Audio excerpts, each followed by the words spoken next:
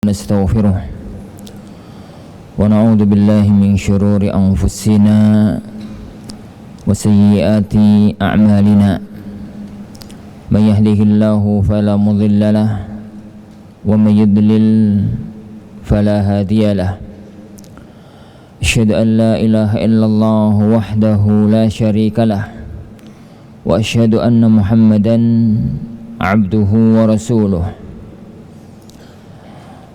يا أيها الذين آمنوا اتقوا الله حق تقاته ولا تموتن إلا وأنتم مسلمون يا أيها الناس اتقوا ربكم الذي خلقكم من نفس واحدة وخلق منها زوجها وبث منهما رجالا كثيرا ونساء واتقوا الله الذي تساءلون به والأرحام إن الله كان عليكم رقيبا يا أيها الذين آمنوا اتقوا الله وقولوا قولا سديدا يصلح لكم أعمالكم ويغفر لكم ذنوبكم ومن يطع الله ورسوله فقد فاز فوزا عظيما أما بعد فإن أصدق الحديث كتاب الله وخير الهدي هدي محمد صلى الله عليه وعلى آله وسلم وشر الأمور محدثاتها فإن كل محدثة بدعة وكل بدعة ضلالة وكل ضلالة في النار. إخواني wa akhwati fid din azanillahu wa iyyakum. Ini adalah silsilah kajian antum yang ke-6. Ya, 6 ya. Dari rangkaian daurah tentang pernikahan. Dan ini adalah kajian yang terakhir. Setelah ini bareng-bareng nikah semua. Itu kan al-ilm qabla al-qaul wal amal. Yani kan ilmu itu sebelum berucap dan berbuat. Punya ilmu diamalkan ya akhwan. Kata sebagian orang, ala ilmu bila amal kasyajar bila thamar gitu. Ilmu tanpa amal itu kayak pohon tanpa buah. Kalau wis siap ya akhwan, turung ya jangan bosok teman. Akhwanitin azani Allah wa iyyakum. Sudah berbagai materi yang disampaikan oleh asatidzah kiram, masyayikh fudhala berkaitan dengan masalah ini. Ana enggak tahu apa yang sudah disampaikan dan yang belum disampaikan. Tapi intinya bahwa pernikahan dalam pandangan agama kita adalah sesuatu yang amat sangat mulia, sesuatu yang amat sangat agung. Sampai-sampai Rasulullah SAW menyebutnya sebagai separuh agama.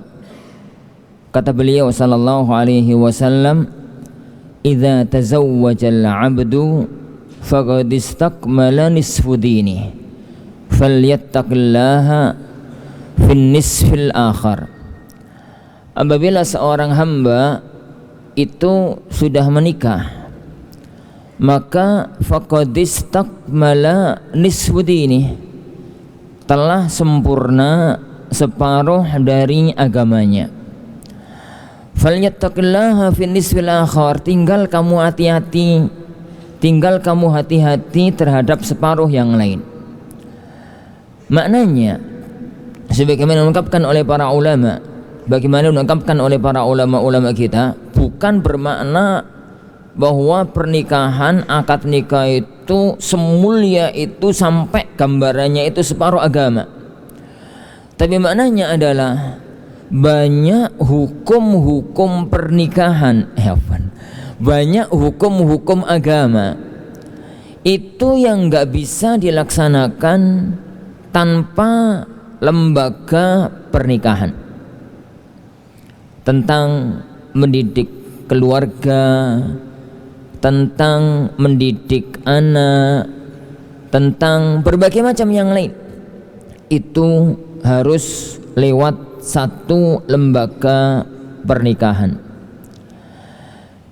Para ulama kita juga mengatakan bahwa syahwat terhadap lawan jenis itu fitrah yang Allah fitrahkan kepada semua manusia, bahkan dijadikan oleh Allah Subhanahu wa ta'ala sebagai fitrah yang pertama dari semua keinginan-keinginan hidup yang lain.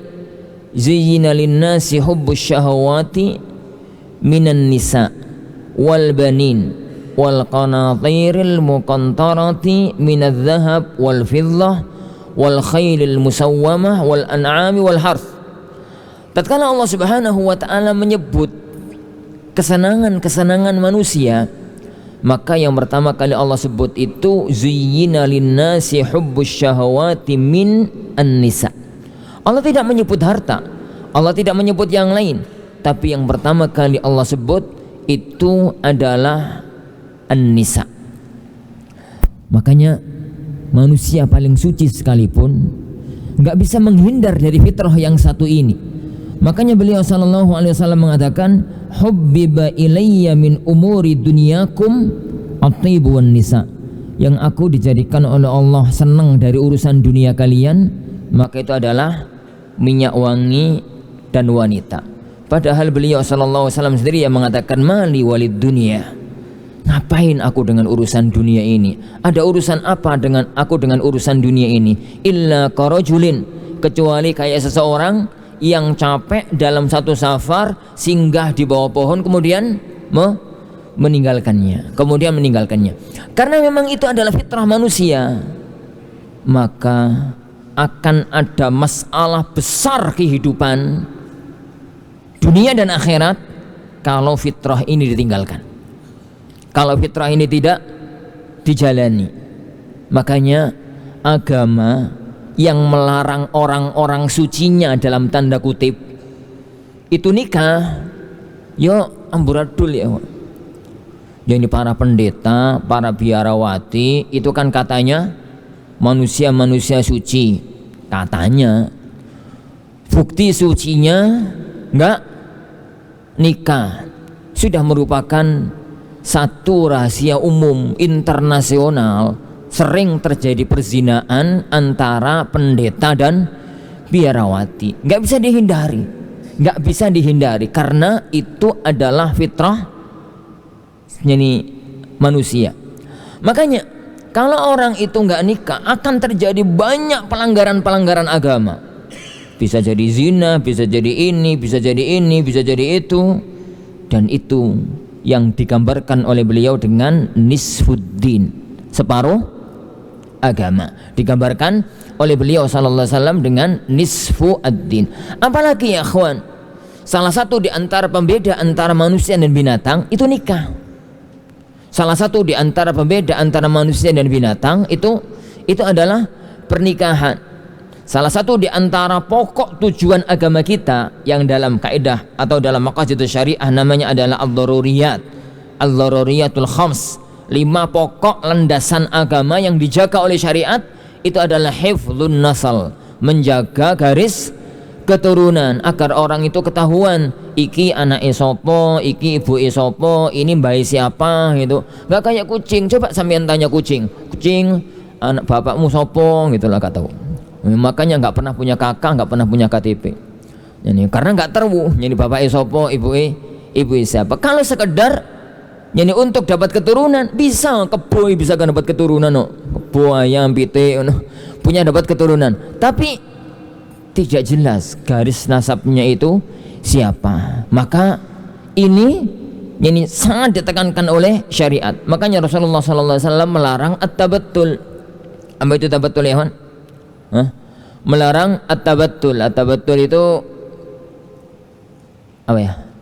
Meninggalkan nikah, nggak mau nikah karena mau fokus ibadah. Nah, Rasulullah sallallahu alaihi wasallam anit tabattuli law ajazana lakhtasaina, kata sebagian para sahabat. Rasulullah SAW melarang kami itu dari tabattul. Tabattul itu Anda katakan tadi, mau fokus ibadah dengan gak nikah. Seandainya kami dibolehkan untuk tabattul, lakhtasaina, niscaya kami akan melakukan khisa. Apa itu khisa ya Hon? Mengkebiri. Ngerti mengkebiri? Kebiri itu apa? Yo kelereng antum yang dua itu dipotong. Itu dipotong. Ini pernah dipotong itu dijahit atau dilem eltaku. Ini dilem altiko. Jadi karena kalau itunya dipotong, itu sudah nggak punya syahwat. Di hadapan dia nggak ada bedanya antara wajah wanita cantik dengan wajah ketek yang cantik. Ini sama aja, sama-sama nggak menimbulkan syahwat. Ala kullin para fitan azanillahu yani wa iyyakum. Masih ingat kita semua satu hadis di mana ada mas-mas gitu yang datang ingin untuk tahu gimana sih ibadahnya beliau sallallahu alaihi wasallam itu kalau di dalam rumah.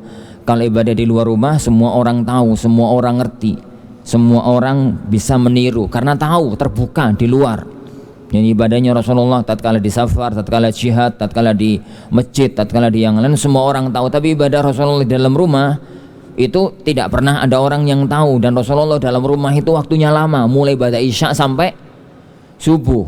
Mulai ibadah isya masuk rumah nggak keluar-keluar sampai subuh hari. Dan itu waktu yang panjang. Ngapain saja dilakukan oleh beliau sallallahu alaihi wasallam. 3 orang datang kepada ke rumah Rasulullah. Tatkala itu ini yang beliau nggak ketemu, yang ditemui adalah salah satu istrinya Aisyah radhiyallahu anha.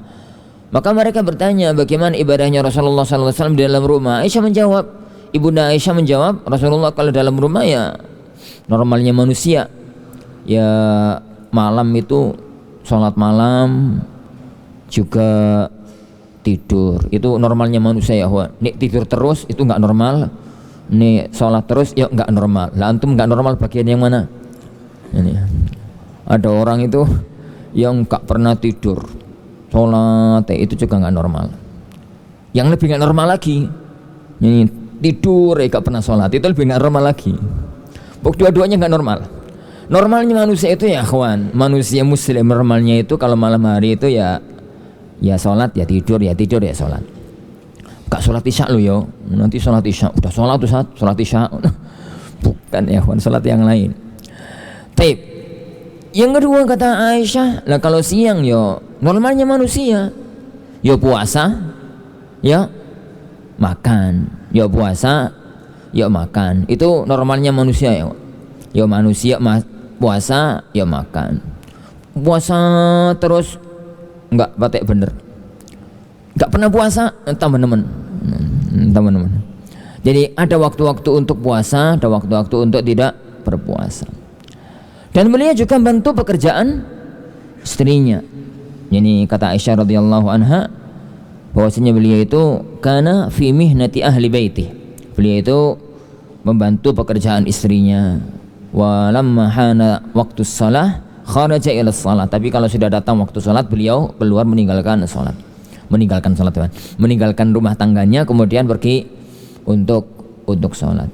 3 sahabat ini tatkala bayangan awalnya Rasulullah SAW kalau dalam rumah itu paling kalau malam nggak pernah tidur, kalau siang puasa terus zikir terus, begitu kebayangannya tiba-tiba mendapatkan jawaban yang semacam itu yang nggak dibayangkan.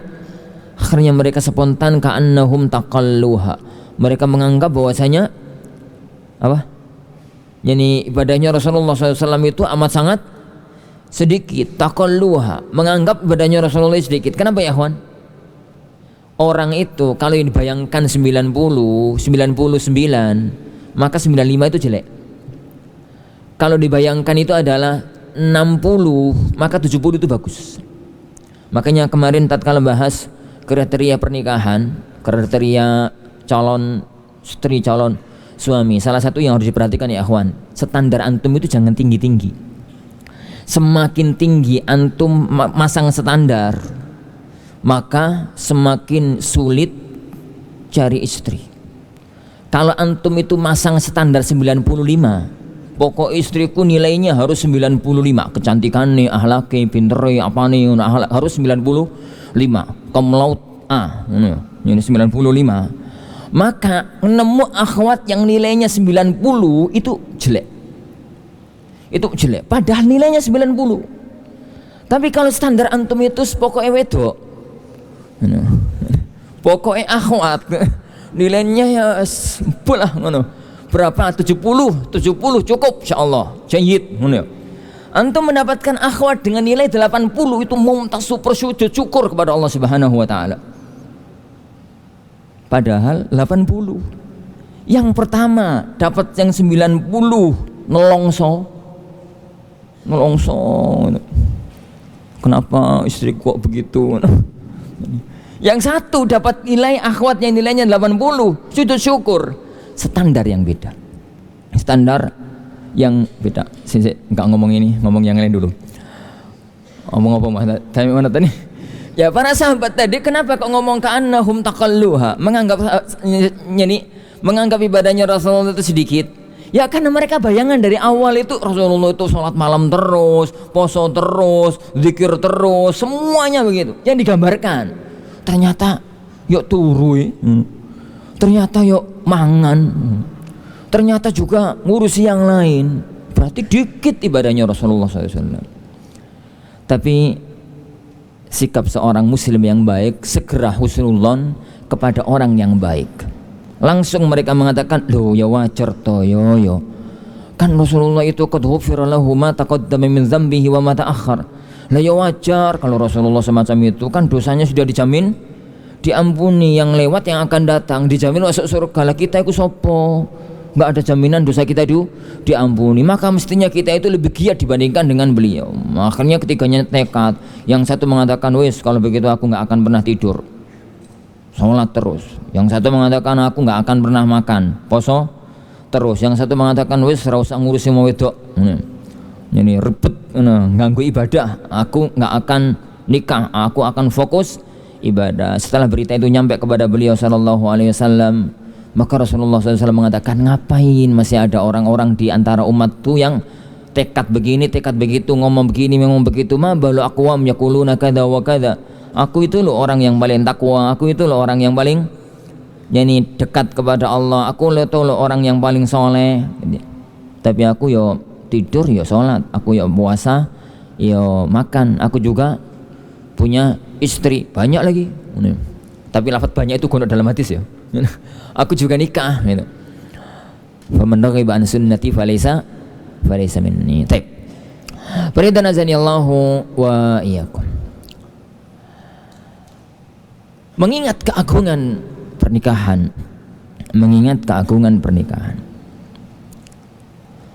maka orang menikah itu punya satu tujuan, muslim maupun kafir, orang ningrat maupun rakyat, berdarah biru atau berdarah merah, berdarah hitam sekalian, orang kaya atau orang miskin. Kalau nikah tujuannya satu, kepingin hidup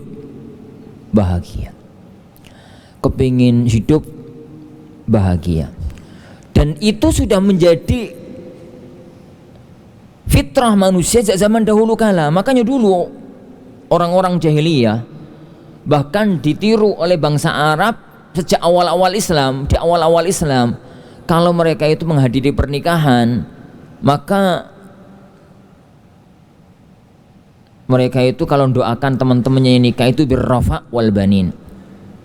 Ar-rafa'u itu serasi, cocok gitu ya. Wabanin cepat dapat keturunan, karena itu inti kebahagiaan menurut mereka. Sebagai seorang muslim yang yakin seyakin-yakinnya bahwa hidup di dunia ini bukan alam yang pertama sebagaimana bukan alam yang terakhir, bukan alam yang terakhir sebagaimana bukan alam yang pertama. Semua manusia itu mengalami 4 masa, 4 alam dalam hidupnya. Satu alam rahim. Ini sudah berlalu dan sudah kita lewati, dan kita nggak pernah ingat dulu di alam rahim itu ngapain. Yang penting kita tahu kalau kita pernah di alam rahim karena semua juga pernah di alam rahim. Yang kedua, alam yang sekarang kita jalani. Dan sebagai seorang muslim kita tahu bahwa alam kita masih dua lagi.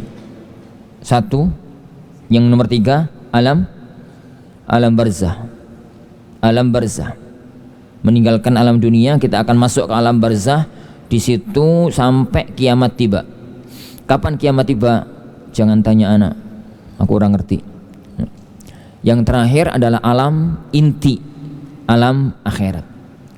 Maka kalau seorang muslim itu bicara bahagia, bicara konsep kebahagiaan hidup, yang itu merupakan tujuan semua orang di dalam lembaga pernikahannya, berarti harus mikir bahagia. Nikah itu untuk membangun kebahagiaan dunia, membangun kebahagiaan alam barzah, membangun kebahagiaan alam surgawi.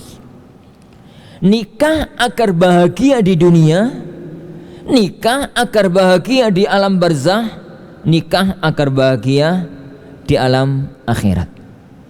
Dan itu yang Allah Subhanahu wa taala sebutkan. Yani alladzina amanu wattaba'atuhum dzurriyyatuhum biiman alhaqna bihim dzurriyyatahum. Orang-orang yang beriman terus keluargane juga ikut iman, maka nanti di alam surgawi akan kami kumpulkan dia bersama keluarganya. Dan Masya Allah, rumah tangga surgawi yang paling indah adalah rumah tangga dunia yang tetap menjadi suami istri di alam akhirat, daripada punya istri bidadari. Asli loh ya kawan. Istri antum kalau nanti masuk surga tetap jadi istri antum, itu jauh lebih mulia dibandingkan dengan antum nikah dengan bidadari surga. Yuk jangan tanya, antum sudah pengalaman tuh Ustaz? Belum. Tapi ya begitu, nggak percaya ya wis. Kenapa ya kawan? Karena bidadari surga hidup di surga sebagai bidadari tanpa amal. Sedangkan bidadari surga yang aslinya adalah manusia di muka bumi itu masuk ke dalam surga dengan perjuangan. Dengan perjuangan. Akhirnya mereka di alam surga bandingannya adalah kayak majikan dengan pembantu nih.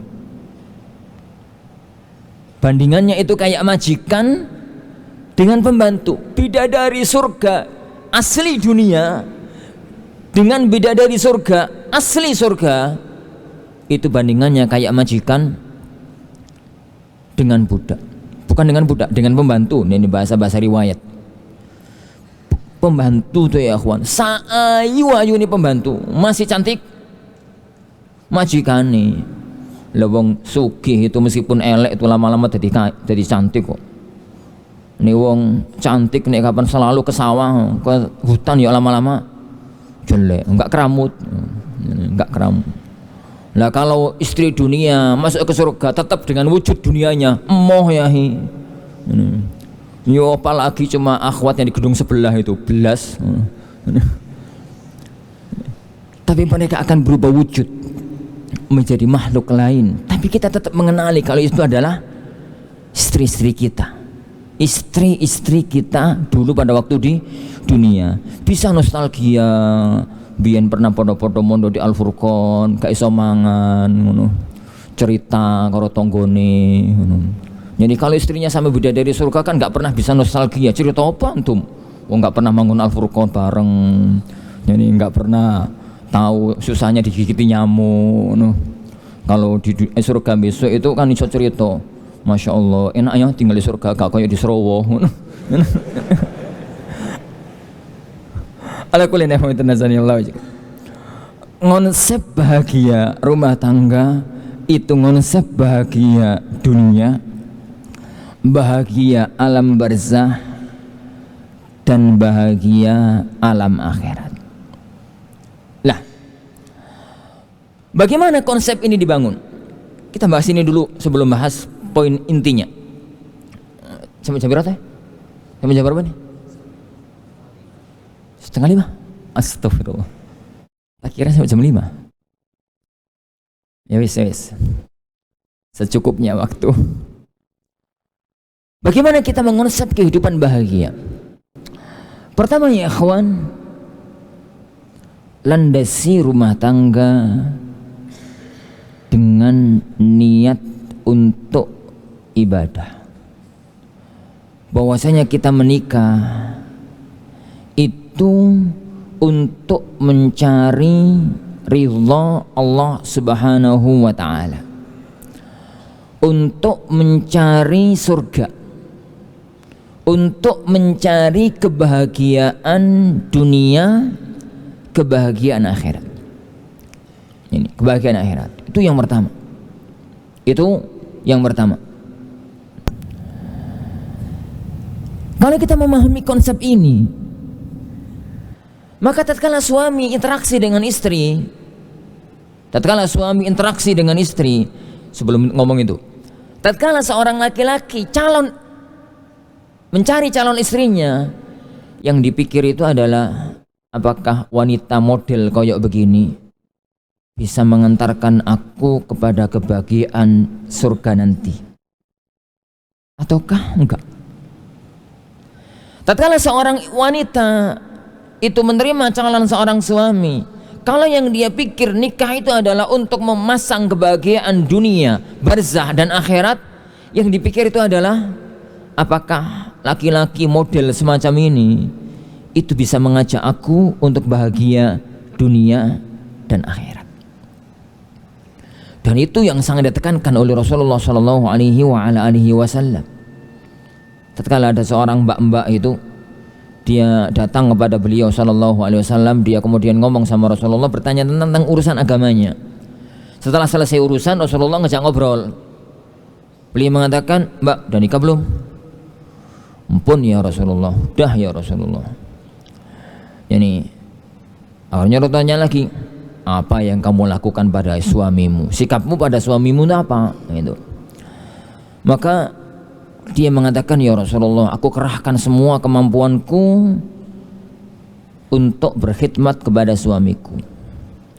Maka Rasulullah SAW mengatakan, "Cermati lo mbak yo, bener lo, perhatikan lo, fa innahu jannatuki wa naruk." Yang dibahas oleh Rasulullah SAW itu bukan kamu itu yang baik sama suamimu dan kamu bahagia hidupnya, bukan begitu. Yang dibahas oleh beliau SAW itu adalah fa innahu jannatuki wa naruk. Ingat, suamimu itu yang akan menjadi tonggak utama surgamu atau nerakamu. Tatkala Rasulullah SAW bicara kepada kaum laki-laki, yang beliau bicarakan adalah kullukum ra'in wa kullukum mas'ul an ra'iyati. Semua kalian itu adalah pemimpin dan semua kalian itu adalah akan dimintai oleh pertanggungjawaban oleh Allah atas kepemimpinannya.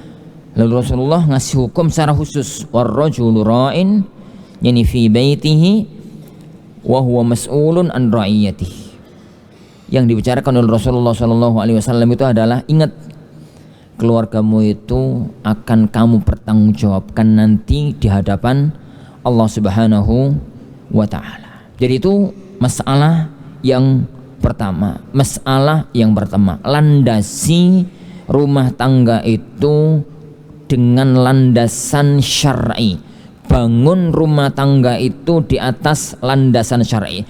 Dari awal cari pasangan sampai akad nikahnya, sampai dalam membina rumah tangganya, sampai dalam guncangan rumah tangga, sampai dalam mendidik anak maupun yang lain.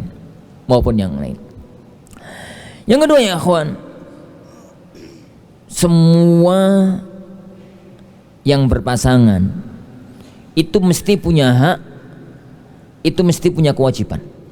Semua yang berpasangan itu mesti punya hak, itu mesti punya kewajiban. Apapun yang punya pasangan, ayah sama anak, orang tua sama anak, itu kan pasangan. Adik, kakak, itu pasangan. guru, santri, itu pasangan. Suami, istri, itu pasangan. Rakyat, penguasa, itu pasangan. Apalagi? Apalagi? Ya wis lah itu ya. Semua yang berpasangan di situ itu mesti ada hak dan kewajiban. Hak yang satu, kewajiban lainnya. Hak yang lain, kewajiban yang satunya. Bapak sama anak misalkan. Bapak sama anak misalkan. Kewajiban orang tua, hak anak. Hak orang tua, kewajiban anak. Rakyat dan penguasa. Kewajiban penguasa, hak rakyat. Kewajiban rakyat, haknya penguasa. Dan begitu semua.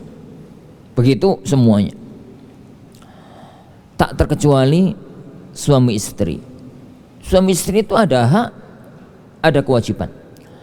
Kewajibannya suami, haknya istri. Kewajibannya istri, haknya suami. Sekarang apa konsep syariat kalau bicara hak dan kewajiban? Konsep syariat membicarakan hak dan kewajiban itu satu konsep yang sangat indah, yang dirangkum oleh para ulama dengan bahasa mereka, addil wajibat wasbir alal hukuk. Addi, tunaikanlah al wajibat, kewajibanmu, wasbir alal hukuk, sabarlah terhadap kekurangan hak-hak kamu. Kaidah ini dibangun di atas banyak dalil. Kalau kita pelajari dalil satu persatu sampai isya nggak selesai. Kita ambil satu riwayat saja dalam Sahih Muslim. Tatkala beliau sallallahu alaihi wasallam bicara tentang hak kewajiban rakyat penguasa. Antum jangan katakan opo satu hubungannya antara suami istri dengan rakyat penguasa. Anda katakan dari awal, suami istri rakyat penguasa itu satu model, sama-sama hak kewajiban, sama-sama hak kewajiban.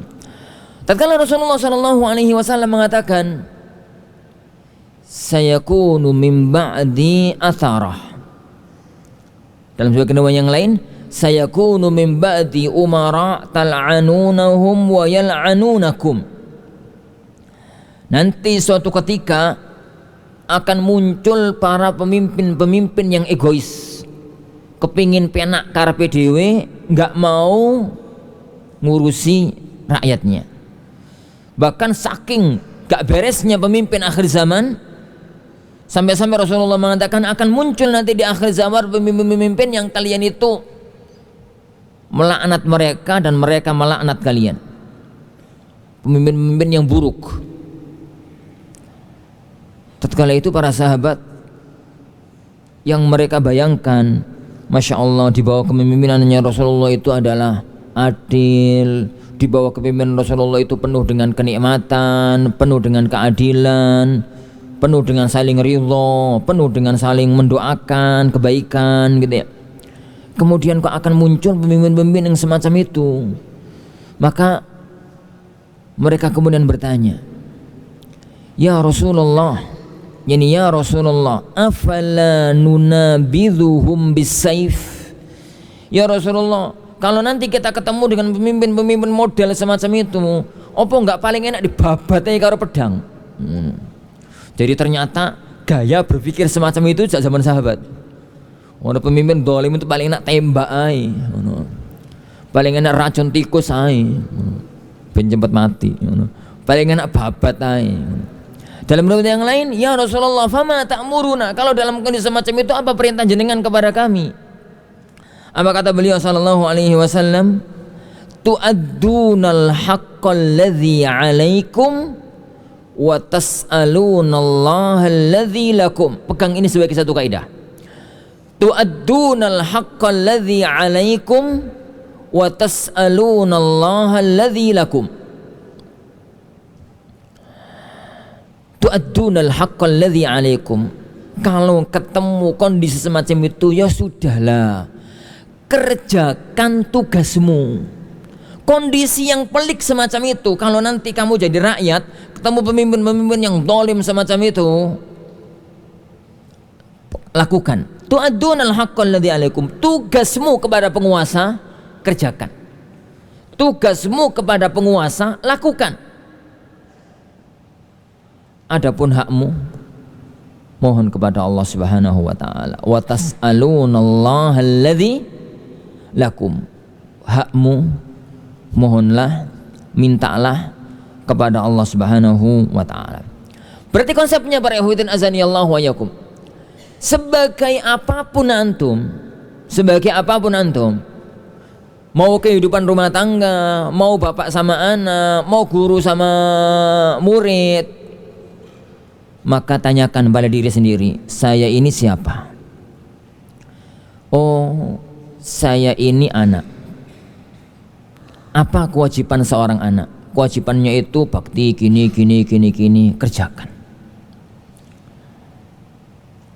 Dan jika dengan antum tulus mengerjakan tugas sebagai seorang anak, baktinya anak sama orang tua, kemudian antum mendapatkan hak-hak anak, bapak jadi penyayang, bapak perhatian, bapak banyak mendoakan kebaikan, gitu ya, maka itu ajilu busyrul mu'min, kegembiraan seorang mukmin yang disegerakan di dunia. Tapi sebenarnya yang kita cari dengan melakukan itu bukan itu yang paling inti, mengharapkan ridha Allah Subhanahu wa taala. Dan kalau kita sebagai anak terhadap orang tua sudah menjalankan tugas kita sebagai anak sebakti mungkin, sebaik mungkin sama orang tua, maka kita yakin mendapatkan pahala dan kita yakin itu akan mengantarkan kita ke surga. Cukup itu sebagai satu balasan. Lah kemudian kalau kita mendapatkan balasan di dunia, alhamdulillah, nurun ala nur.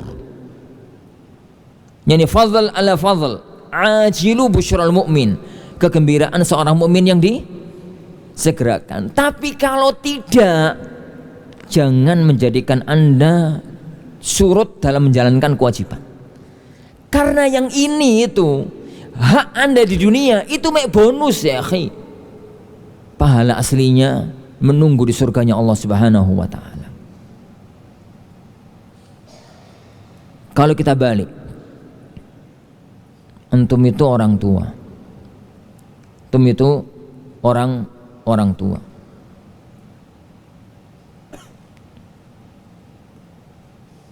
Tatkala antum itu orang tua, jalankan tugas sebaik-baiknya kepada anak. Yuk perhatian, dididik, apalah gitu. Semua tugas orang tua semaksimal mungkin.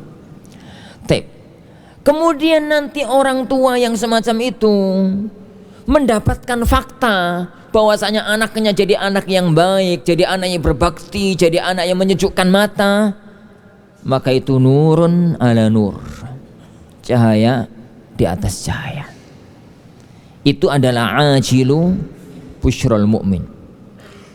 Tapi yang inti bukan itu.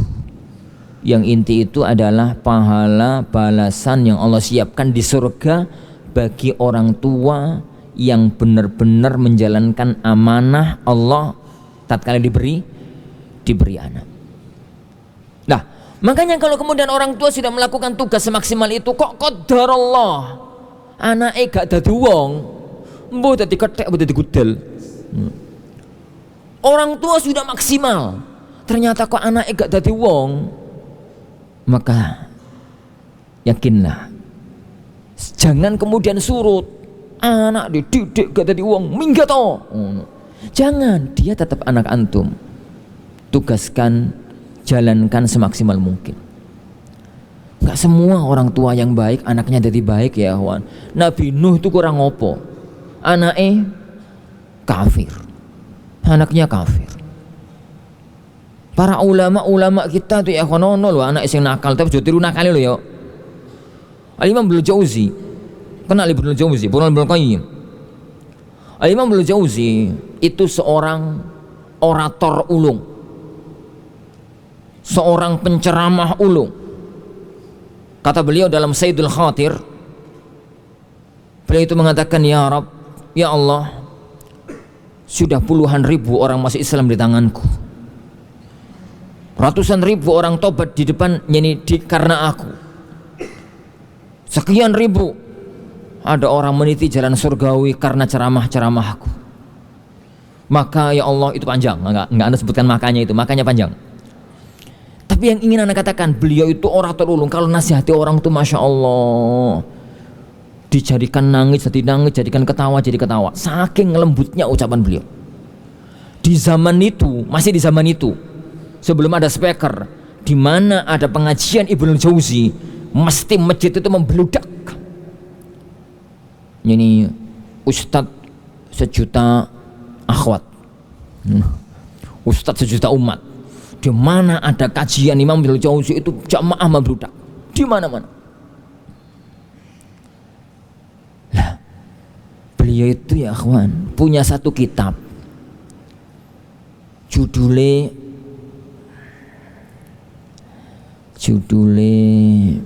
lali. Kalau antum nggak tahu judulnya apa tuh ya? Pokoknya intinya ya Ikhwan, kitab itu kitab nasihat dari beliau untuk anaknya. Anaknya itu preman, mantan ustadz. Anaknya itu pernah jadi ustadz, terus karena pergaulan bebas, kena pergaulan anak-anak pang, terus jadi preman. Jadi bocah buadung, jadi bocah nakal. Padahal sempat sudah pernah khutbah Jumat. Nah zaman itu ya kawan, iso khutbah Jumat itu nggak kelas teri ya, kelas hiu, nggak kelas kakap tok, kelas hiu. Tapi kemudian Allah takdirkan lain. Maka beliau dengan bahasa yang lembut gitu menuliskan nasihat-nasihatnya di sebuah kertas, dan jadilah kitab tersebut. Akhirnya kita tahu Ibnu Jauzi itu anak nakal, punya anak nakal. Kalau antum sudah maksimal, orang tua ya akhi, mendidik anaknya agar jadi anak yang pinter gitu ya, punya ilmu, ternyata kok takdir Allah lain, jangan surut, jangan kemudian diusir. Anak ustad kok goblok, minggat toh.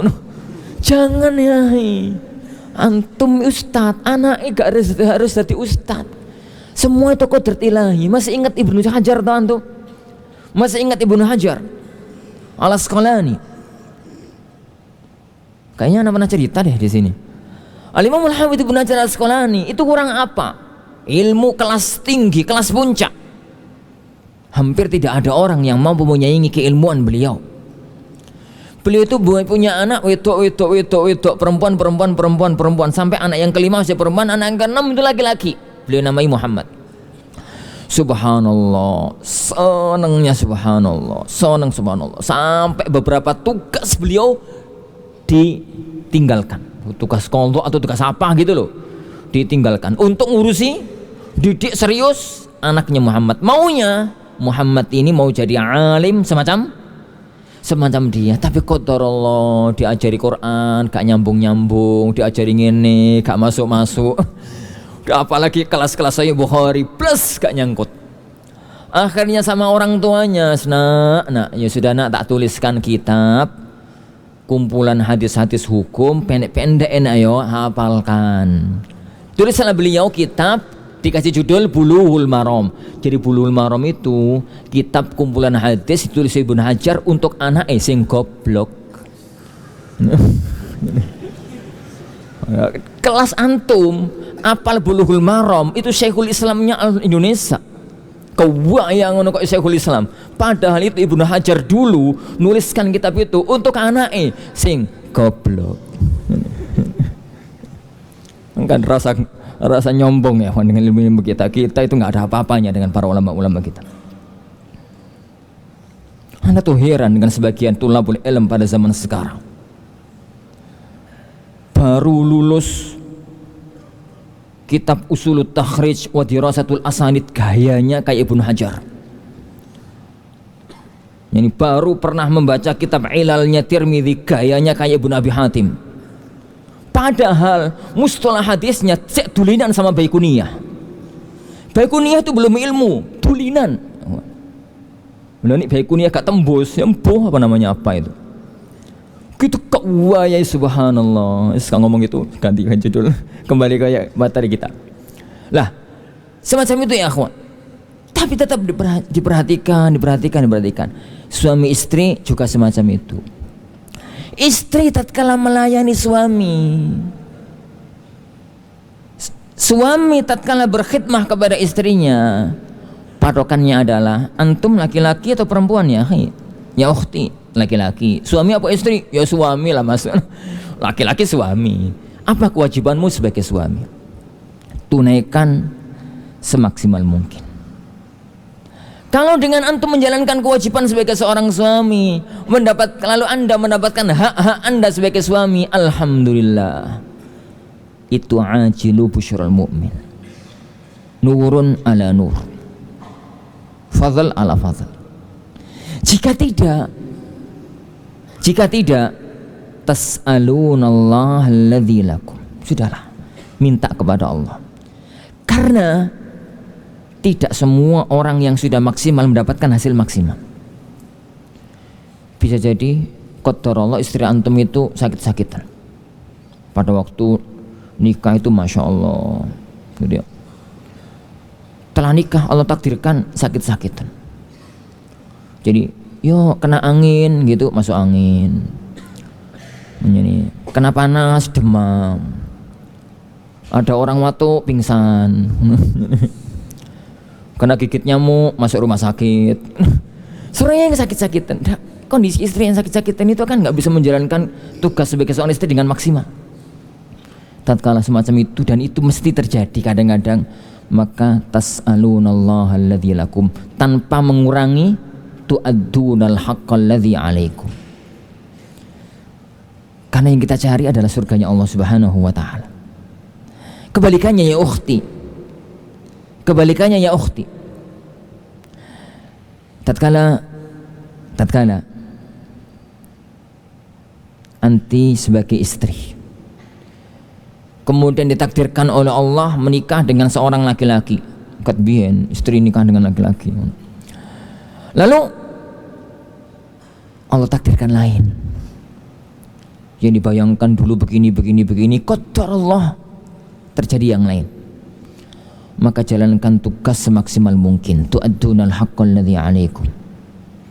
Dan yakini ya akhwan, hak-hak kita itu tidak akan pernah luput dari kita, karena hak-hak kita di tangan Allah Subhanahu wa taala.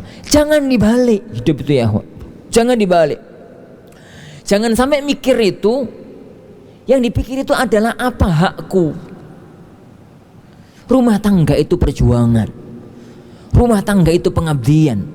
Rumah tangga itu pengorbanan, bukan tuntutan. Saling menuntut. Seorang suami dipikir itu apa hakku sebagai suami. Ini. Seorang istri yang dipikir itu apa hakku sebagai istri. Antum tahu semua ya akhwan, hak dan kewajiban istri tahu. Jangan salah lihat dalil. Orang kaya sama orang miskin ketemu, masing-masing salah lihat dalil. Berapa ya akhwan? Ada orang miskin banget, sowan ke rumah tetangganya yang kaya. Dia ngomong, Pak, saya nggak punya Pak, mohon bantuannya Pak untuk bisa makan. Orang kaya itu kemudian ngomong, Mas, sampean nggak tahu toh, orang miskin itu Harusnya itu jaga kehormatan dirinya, gak usah minta-minta, yuk makan seadanya. Kalau minta-minta itu hati-hati loh, minta-minta nanti hari kiamat itu kamu nanti dibangkitkan oleh Allah jadi tengkorak. No. Minta-minta, hati-hati mas, usah minta-minta. No. Yang miskin, hati-hati, wong kaya gak mau ngasih orang miskin, selingkuh sama Allah. No. Dalilnya itu ya kawan, dua-duanya benar. Salah lihat, salah ngambil, salah ngeletakkan. Dalilnya orang kaya dipakai uang miskin, dalilnya orang miskin dipakai uang kaya. Ya jadinya kayak gitu itu. Yang seharusnya melihat firman Allah Subhanahu wa taala, "Walladzina yaknizuna adz-dzahaba wal fiddah wa la yunfiqunaha fi sabilillah." Yang seharusnya melihat ayat itu kan orang kaya. Sehingga kalau ada orang miskin dia itu takut, gampang ngasih, gampang berderma, gampang ini, takut kalau nanti hartanya itu jadi selika di akhirat. Lah kalau orang miskin lihat itu hadis tengkorak. Kalau orang minta-minta itu haram. Kalau nggak hak punya minta-minta lalu minta-minta nanti wajahnya jadi tengkorak di padang mahsyar. Sehingga yang kaya cari-cari orang miskin untuk diperhatikan. Yang miskin gak cepet minta-minta. Kalau yang dilihat itu adalah hadis, dalil kebalik, gak karu-karuan ya ikhwan. Satu, kan hadis-hadis tentang pernikahan itu pertama, hadis sabda Rasulullah Shallallahu Alaihi Wasallam, seandainya aku bolehkan orang sujud sama orang, la amartul mar'atan tasjuda li zawjiha. Seandainya aku bolehkan orang untuk sujud pada orang lain, aku perintahkan istri untuk sujud sama suaminya. Itu hadis yang pertama. Hadis yang kedua, hadis banting piring. Masih ingat hadis banting piring? Aisyah pernah banting piring. Ini Rasulullah sedang rapat pleno, rapat di rumah sama beberapa sahabat.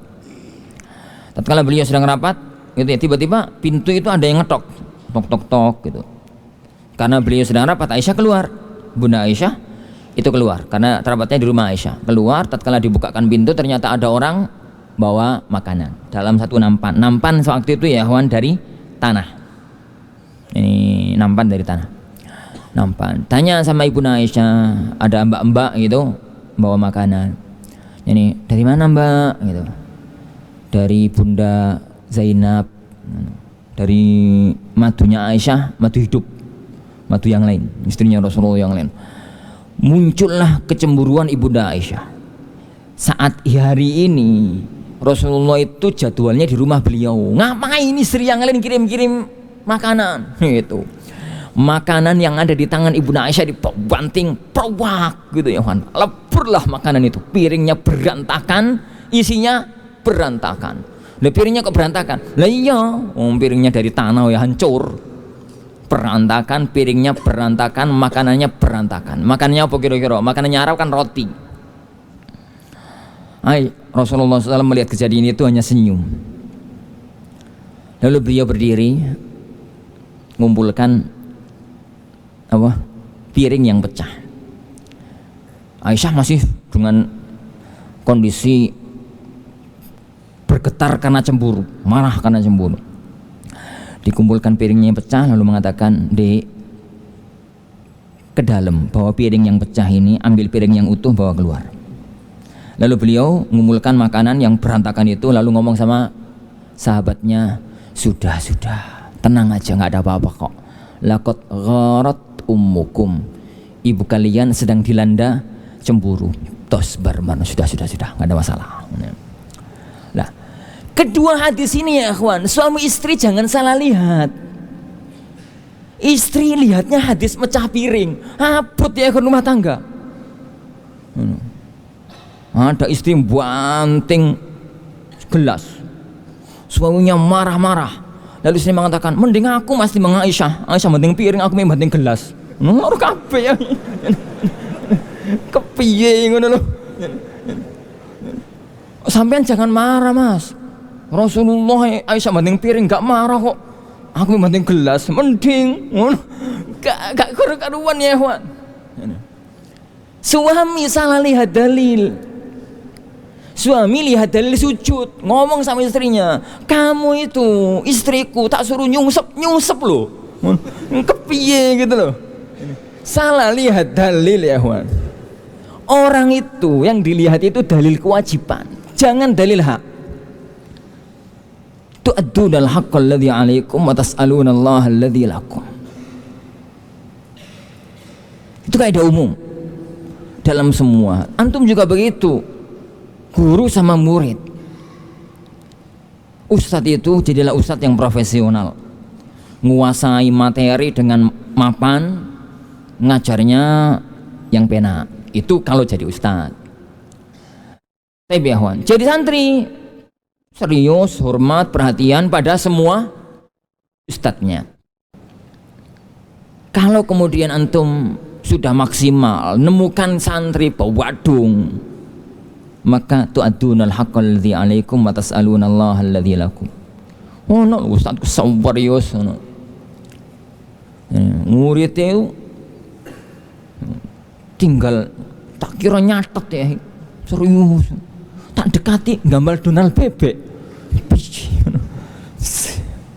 Ya. Begitu pula ya akhwan, antum tatkala jadi santri nemukan ustadz yang menurut antum mungkin gak enak ngajarnya, jadi masuk kelas tambah bingung ustadz, enak tidur misalkan. Jangan ya akhi, tu'addunal haqqal ladzi 'alaikum wa tas'alunallaha alladzi lakum. Itu konsep kedua. Konsep ketiga dalam membangun rumah tangga. Akhi, ukhti, wahai para saudara-saudaraku suami dan istri, antum harus sadar pasangan antum itu manusia, bukan malaikat, bukan bidadari.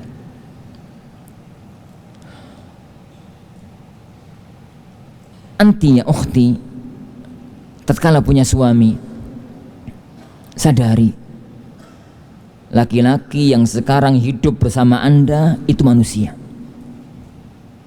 anak turun Nabi Adam, bukan malaikat, bukan anak turun Jibril, karena Jibril nggak punya anak.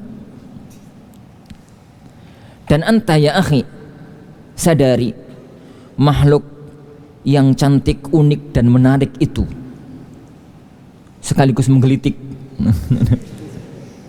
yang sekarang menjadi pasangan hidup Anda itu anak turun ibunda Hawa, bukan anak turun bidadari, karena bidadari nggak pernah melahirkan.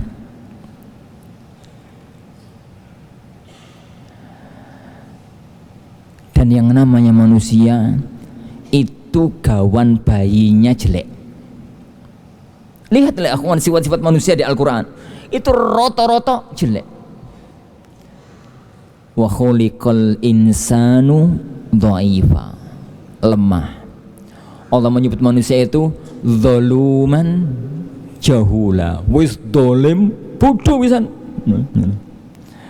Allah menyebut manusia itu wa qalilum min ibadiyas syakur, sangat sedikit yang syukur. Allah menyebut manusia itu khuliqa halu'a, idza massahu syarru jazua, idza massahul khairu manu'a. Ya begitu ya kawan, sifat manusia itu begitu, rata-rata sifat manusia itu semacam itu.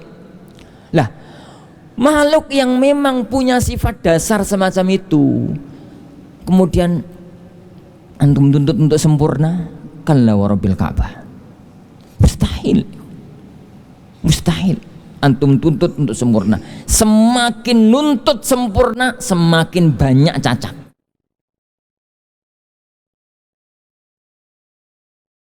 Ingat, masih ingat toh nasihat para ulama-ulama kita? Antum itu, kata para ulama kita, tatkala bicarakan tentang adab santri dengan murid, itu yang dibicarakan adalah jangan terlalu akrab dengan guru. Kenapa ya Juan? Karena kalau orang itu terlalu akrab, maka yang nampak bukan keagungan, tapi yang nampak kekurangan. Iyalah ustadz yang ternyata selama tak kagumi ternyata ngentutan. Iyalah ternyata ini tidur ngorok. Selama ini nggak pernah tahu tidurnya ustadz. Begitu tidur bareng satu ruangan, ustadz yang ngorok kok ketahuan. Ya kawan, lah manusia yang tanpa batas itu suami istri. Tanpa batas, mesti yang muncul cacat. Makanya Allah sampai menggambarkan suami istri itu adalah kayak pakaian, karena yang muncul itu cacat, harus ditutupi cacatnya. Dari situ yang kita pahami bahwasanya pasangan kita manusia, dan kita juga tahu bahwasanya kita itu adalah manusia. Maka dalam kehidupan rumah tangga jangan pernah menuntut sempurna. Semakin Anda nuntut sempurna, semakin sensitif dalam kekurangan. Semakin Anda tidak nuntut sempurna, semakin nampak kelebihan. Itu yang Anda katakan di depan tadi ya Pak.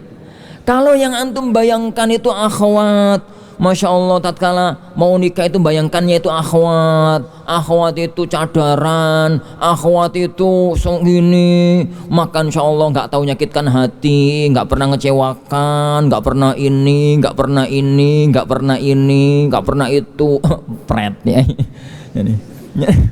Mustahil, karena dia anaknya ibunda Hawa yang tercipta dari tulang rusuk yang bengkok.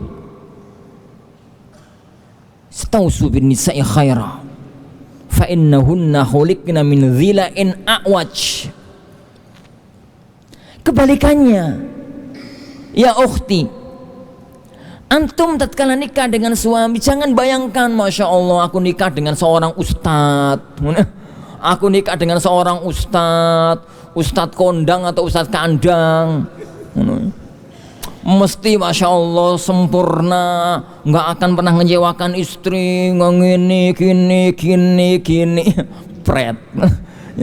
Wallahi ya ikhwan, yang muncul itu kecewa. Sampai pun suami Anda itu orang nomor 1 di dunia.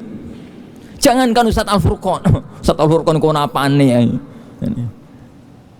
Manusia-manusia yang kelas kakap sekalipun, prahara rumah tangga itu mesti terjadi. Lihat rumah tangganya Rasulullah Sallallahu Alaihi Wasallam. Kurang apanya Rasulullah Sallallahu Alaihi Wasallam? Kurang apanya Aisyah? Tapi tengkar tetap tengkar, gegeran tetap gegeran. Rasulullah SAW pernah marah sama istrinya sampai sebulan nggak ketemu karena gegeran. Anak seingat anak nggak pernah tengkar sebulan. Berarti kan bagusan Rasulullah daripada aku. Alakulin ya konsep hidup itu ya ikhwan, semakin antum itu nuntut sempurna, semakin banyak cacat. Gambarnya tadi, kalau yang antum bayangkan itu nilainya 95, kok ternyata munculnya 93, itu yang muncul kok 93 yo seharusnya kan 95, padahal 93 mumtaz, kaum laut mumtaz sebenarnya. Tapi karena yang antum tuntut itu 95, maka angka 93 itu istri antum itu loh, Masya Allah sudah mungkin jadi bidadari dunia, sudah mungkin menjadi sembadra dalam kisah pewayangan Mahabharata. Tapi tatkala yang antum bayangkan itu adalah angka 95, yang terjadi adalah kurang 2 poin aja, kecewa, nolongso. Tapi tatkala yang antum bayangkan itu, ya istri saya manusia kok nggak ada demit, nggak peri nggak bidadari, nggak peri nggak bidadari. 75 itu sudah bagus. Siapa saya? Angka saya juga paling 70 mentok. Dapat istri yang 75 itu juga sudah bagus. Nah ternyata kok istri antum itu Masya Allah 76 nilainya itu syukur Masya Allah, Alhamdulillah ya Allah, laki-laki jelek kayak saya itu istri saya 76 gitu. Tatkala kita itu bersyukur, yang muncul la in syakartum la azidannakum wa la in kafartum inna adzabi lasyadid.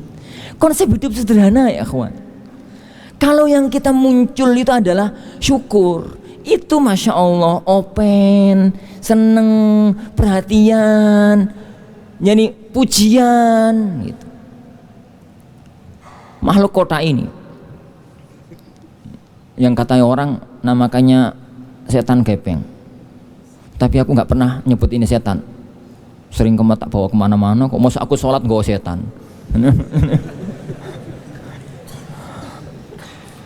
Yes, jangan setan gepeng ngono lah. Empul opo jenenge. Benda satu ini ya. Kalau yang antum tuntut itu pokoknya bisa dipakai telepon, bisa dipakai WA-an, sama bisa dipakai selfie, foto-foto, nah ya. Masya Allah, udah bagus. Standarnya HP itu pokoknya bisa dipakai telepon, bisa dipakai nyanyi koncuan karumbah Google, bisa dipakai, itu cukup, itu sudah bagus itu. Yang satu, HP itu harus yang bisa 4G atau 5G sekarang itu. Bisa itu, bisa ini, bisa ini, bisa ini, bisa ini, bisa ini gitu. Bisa ini. Orang yang pertama dia bayangkan HP harga 1,5 juta itu udah bagus. Orang yang kedua bayangkan HP bagus itu kalau harganya 10 juta. Suatu ketika antum itu diomongi sama orang tua, nak, kalau kamu berhasil melakukan ini nak, kamu tak kasih HP nak. Misal aja kok, tapi jadi orang tua jangan ngasih HP ya. Ini, oh nggih Pak, antum itu masya Allah serius belajar, mengejar hadiah. Berhasil tenanan, dibelikan sama orang tua HP harga 3 juta. Sikap antum bagaimana? Kalau yang orang yang pertama sujud syukur, masya Allah Pak, alhamdulillah, seneng gitu. Kaking senenge, masya Allah, tiap detik dilapi, dilus-lus, ngono ya. Ini kan kotor dikit, dilus-lus, tambah lama HP itu tambah cantik, tambah cantik, tambah cantik. Kenapa? Dilus-lus terus, dikasih aksesoris, dikasih sing ikhwan, sing akhwat dikasih bunga, ini sing ikhwan dikasih ketek. Kenapa? Ya akhirnya jadi antik gitu. Tapi kalau yang terjadi itu adalah ikhwan yang kedua.